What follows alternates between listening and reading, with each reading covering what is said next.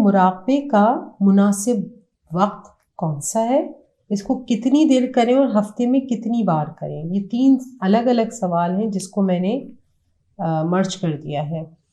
तो पहले मैं जवाब देती हूँ कि मुराक़बे का मुनासिब वक़्त, मेडिटेशन का राइट टाइम क्या होता है? जनाब, मेडिटेशन का कोई राइट टाइम नहीं होता। आप कभी भी मेडिटेशन कर सकती हैं।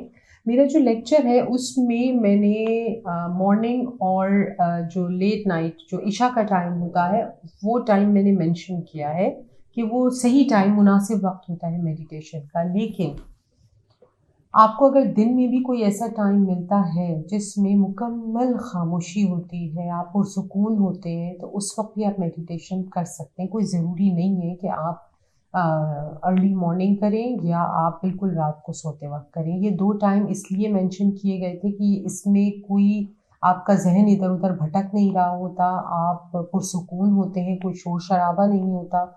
इसलिए ये टाइम मेंशन किया गया था, आइडियल होता है, अदरवाइज़ आप कभी भी कर सकते हैं, जो टाइम आपको पुरसुकून अपनी पूरी रूटीन में लगता है।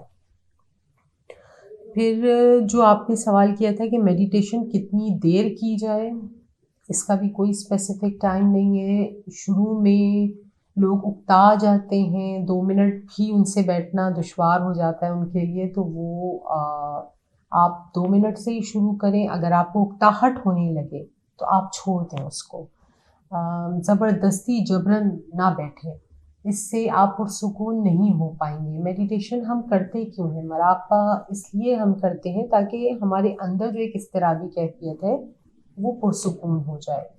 तो अगर वही चीज़ हमें हासिल नहीं हो रही तो हमारे मेडिटेशन का तो कोई पर्पज़ ही नहीं है।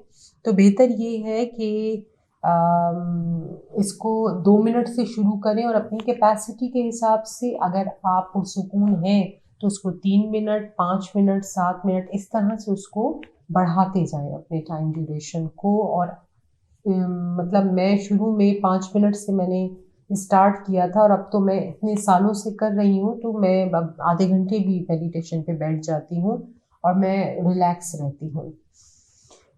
हफ्ते में कितनी बार करें? एटलीस्ट 5 दफ़ा तो ज़रूर आप उसको करें। इसके अलावा अगर आप 7 दिन भी कंटिन्यू मतलब करना चाहती हैं तो आप ज़रूर करें। इसका कोई नुकसान नहीं है बल्कि फ़ायदा ही होगा।